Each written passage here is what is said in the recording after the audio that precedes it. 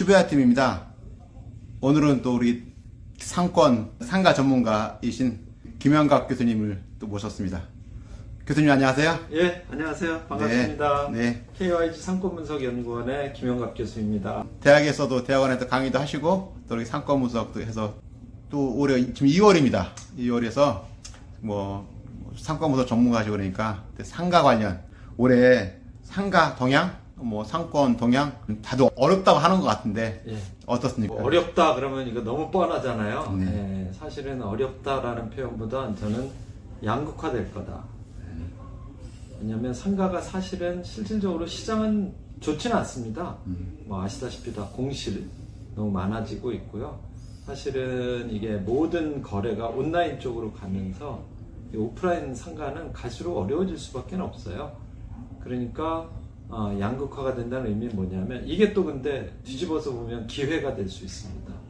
그래서 이 비어있는 상가들 중에 잘 고르면 얘가 내가 가치를 높일 수 있는 기회는 훨씬 더 많아지는 시대로 가고 있다.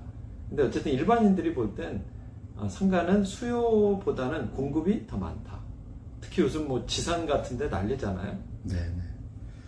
맞습니다. 지산 같은 경우 뭐 경매로도 나오기도 하고 뭐 그런 것 같습니다. 그래서 뭐 상가 투자하시는 분들, 특히 외식업 쪽에 하시는 분들 일단은 건물주도 그렇고 예. 이제 또 외식업에 또 하는 종사하시는 분도 그렇고 예. 다들 어렵다고 하더라고요. 그럼요. 예, 그래서 양극화라는 거는 뭐 잘 되는 데는 잘 되고 또 안 되는 데는 안 된다는 그 말씀 하시는 건가요? 그렇죠. 왜냐하면 이제 이게 값이 그러다 보니까 떨어지고 뭐 공실이 있고 뭐 경매 나오고 이러니까 제 제자들 중엔 그것만 전문을 하는 친구들이 있어요. 왜냐하면 그냥 상가 투자라는 개념으로 이제 돈 벌기 좀 힘들고요. 그 상가를 사가지고 자기가 거기다 사업체를 만듭니다. 예를 들면 식당을 만들고 그래서 매출을 올려서 임대료 수준을 높여서 부동산 상가의 가치를 더 높이는 거죠. 네. 그래서 돈 버는 친구들 지금 되게 많습니다. 네. 연결된 맥락인데 이 상가 같은 거 자본이익도 쭉 추구하고 나중에 이제 수익도 좀 추구하는데 그 동시에 안 된다 그런 말씀을 하시는 것 같더라고요. 매매가도 오르지도 않고 그렇다고 임대료가 또 만만치 않고 공실되니까 임대료도 안 오고 당연하죠. 예, 그렇게 된 것 같습니다. 그래서 최근 뭐 제가 유튜브 보니까 뭐 수익률이 0.몇 프로, 그 1%, 2% 뭐 그런 얘기 나오더라고요. 그러니까 그거는 이제 수동적으로 투자하시는 분들은 그렇게 수익률이 바닥으로 갈 확률이 많아요. 그 수동적인 투자라는 건 뭐냐면 그냥 상가 사서 임대 내서 임대료 수입으로 수익률을 내려는 분들은 갈수록 어려워질 겁니다. 근데 이제 제가 말하는 잘하신다는 분들은 능동적 투자를 하는 거예요. 그러니까 상가를 살 때 여기다 어떤 사업을 해서 이 상가가 가치가 극대화될지에 대한 그 사업 구상을 같이 해서 상가를 매매하는 거예요. 그래서 자기가 그 상가를 그냥 임대해 주는 게 아니고 자기가 거기다 먼저 사업을 시작합니다. 그래서 장사가 잘 되게 한 다음에 그래서 부동산의 투자 수익률을 높이는 거죠. 근데 아직까지는 일반인들은 이런 생각은 하시지 못할 거예요. 그래서 제가 요즘 이제 연구하는 게 상가 투자의 패러다임이 바뀌어야 된다. 그리고 옛날처럼 그냥 이렇게 사기만 하면 돈 버는 시대는 이제 끝났다. 물론 전혀 없는 건 아닌데 그렇게 해서 리스크가 너무 크니까 상가 투자하면 안 됩니다.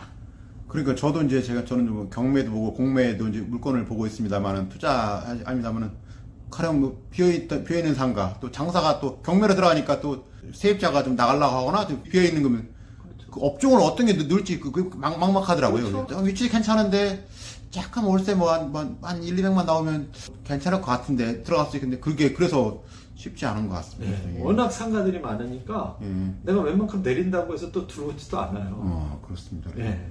그러면 지금 상승하는 데와 이게 좀 메리트 있는 지역과 그 하락할 곳 아실 거 아닙니까?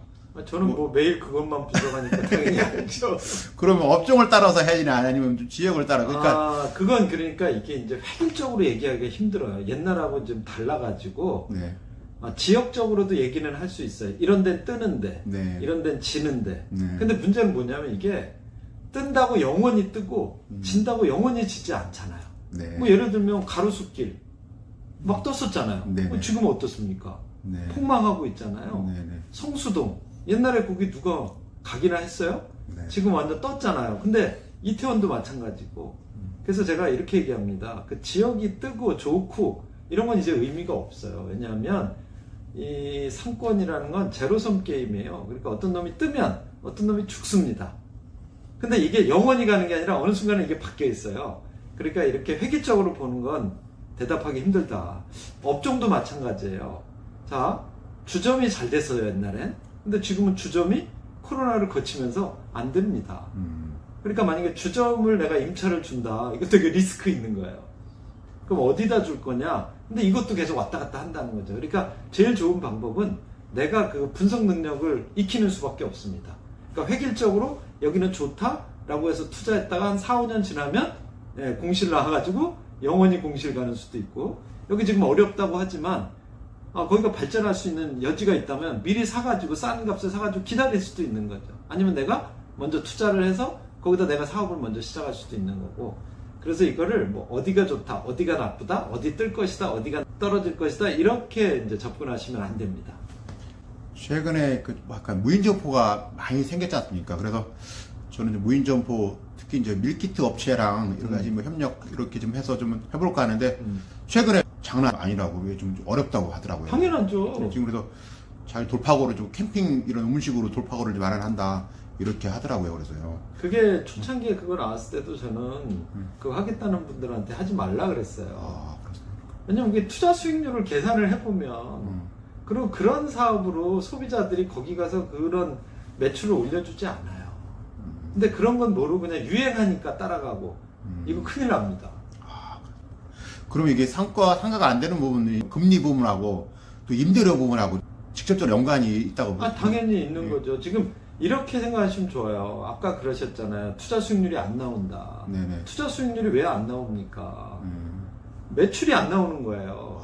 이제는 그걸 여기 임대료 얼마예요? 이런 관점으로 보고 상가 투자하시면 큰일 나요. 이 상가를 내가 샀을 때 여기다가 어떤 업종이 들어와서 얼마의 매출을 올릴 수 있는지를 분석할 수 있어야 돼요. 그 매출액이 곧 임대료예요. 그 임대료가 그 임대인의 매출이잖아요. 수익이잖아요.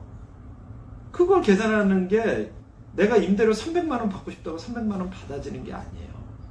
근데 옛날엔 그런 걸 따지지 않았어요. 그냥 300만 원 내! 그럼 웬만하면 그냥 또 임차인이 들어왔잖아요. 지금은.